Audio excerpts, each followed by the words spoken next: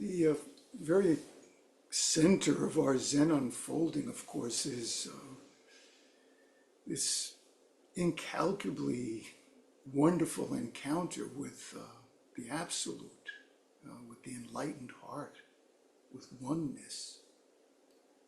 And in our unfolding, we get a glimpse of it, of course. And a Dharma door opens, and it's a door of transformation and healing and touching into our innate wisdom and compassion and love.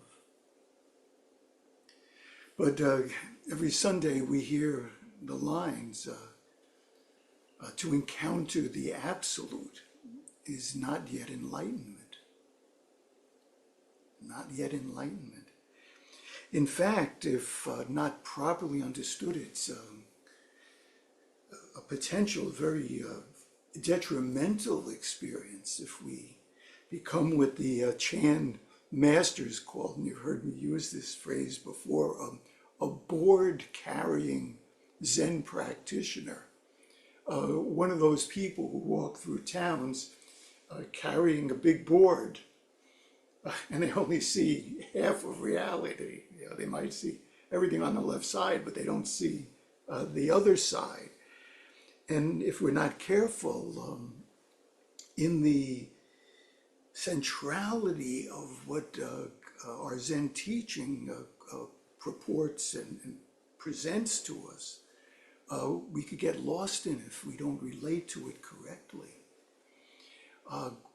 The other side of that board, of course, is not the Absolute in its pure form. It's the Absolute present in the nitty-gritty of our lives, in our relationships, our way that we engage our work life, the way we deal with our inner life, our commitment to values as we live them and express them, how we relate to the environment. That's where Zen lives. And if it doesn't live there, it's not Zen. It's not Zen. So what binds the two? What cords attach to the dirigible, which is our inflated self that wants to fly off, get separated from the ground? What are the cords that tether us? For me, it's the precepts, all 16 of them. The 3 refuges we take, the 3 pure precepts of doing good, avoiding harm, extending ourselves to all of creation. And then, of course, the 10 grave precepts. So over the past months, you may have noticed that there's been a number of ways that we've been looking at this space. These 16 precepts that tether us squarely in our Zen practice.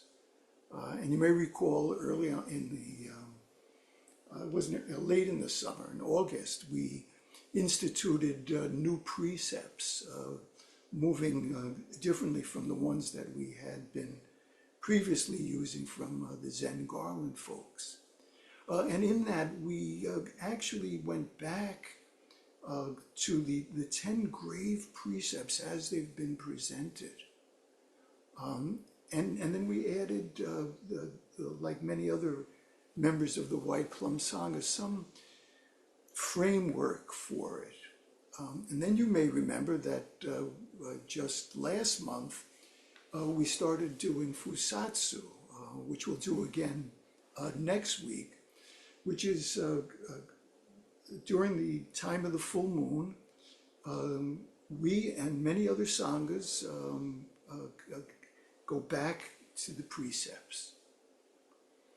And then the last of this is our changing this, the return to presence, which in Zen Garland started out as likely for all of this I atone, and then it moved to return to oneness. That 15 years ago, that's where it was. And then that migrated to presence, return to presence. Now, all of them are valid translations, but the return to oneness, return to presence, is, as far as I know, related to Zen Garland and a few people who had left and continue it. We are going back to the original because it has a lot more to offer us, I believe. And today what I want to do is to comment a little bit about the Gatha of Atonement, particularly on its meaning and then how we hold it. But these are comments not simply about the Gatha of Atonement, but about the way that it, along with the precepts, are really ways to ground us at the very heart of Zen, where the absolute meets the particular, where big mind and small mind come together. So let me make a few comments on this. I love the word atonement because it's multi-layered. You all could hear it, you know it. It's another way of saying at one-ment. And when you look at that Gatha from that perspective, we're talking about returning to oneness, yes, indeed. But we're also highlighting, and this is why it's important, the rupture that has taken place in our lives in regard to our relationship to oneness. This is perhaps not the time for it, but I hope you all would just reflect on that going forward, and we'll have more opportunities to talk about this. So the sunyata, oneness, the absolute, when it's held this way, it's not an abstraction. It's very concrete. It's not a lofty idea. It's foremost and most importantly, this experience of oneness with our life in all of its manifestations. And most important, our oneness with ourselves. The second reason why I like this is that the word atonement connotes a sense of having done something that is not quite right, that's wrong, that needs repair. Something that we're not referring to going against God, though those of you who may hold that would be part of it, but a way to hold it, I think, in the sense of the Dharma, is that somehow we have damaged the very fabric of life, this interconnected life. And if you look at the precepts, all 16 of them, in one way or the other, they're talking about how we are relating to it. And the fact is, none of us is perfect. And we live in ways where we break that fabric, that interconnection. And it is right for us to pay attention to it and seek at oneness again, atonement. And each of us, as we carry it, will find a different way to do that. But at the heart of it is it's a damaging the unity of life. And we're called to something different. And we're called back to our very nature, the very heart of our sense of self as interconnected.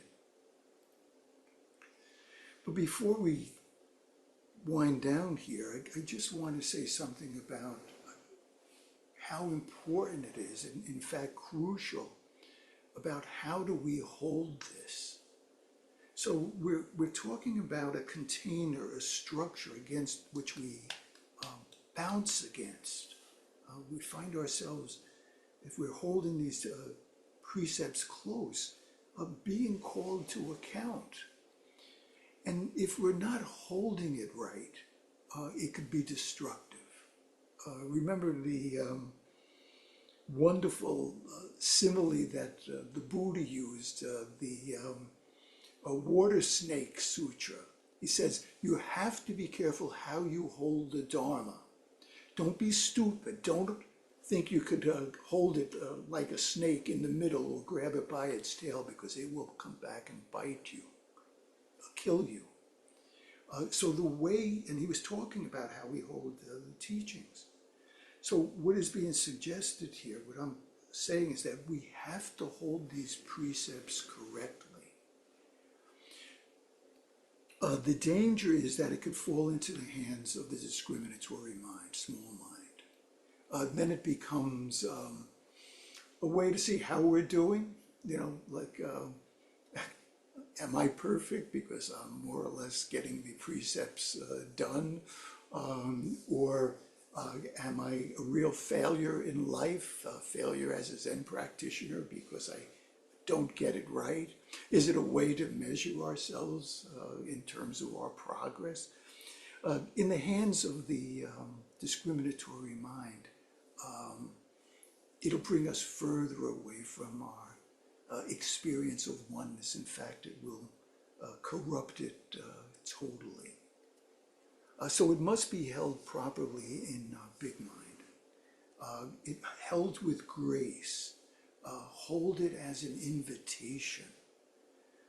Experience the compassion of big mind as we work to really ground ourselves through these precepts to our daily life. Hear the wisdom, be guided by the wisdom to do this in a more holistic and properly engaged way.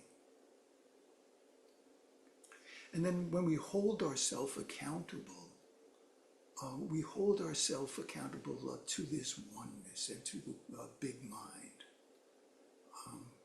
So today, I'm asking myself, I'm asking us individually and as a Sangha, to look at the role of the precepts and see it as a beloved guide, a guide that has been walking this terrain for only 2,500 years and probably knows something about it. And let us really find a way to hold it lightly, but hold it closely and hold it properly. But not forgetting that we have to hold it urgently, as if our life depends on it. And the fact of the matter, our spiritual life does depend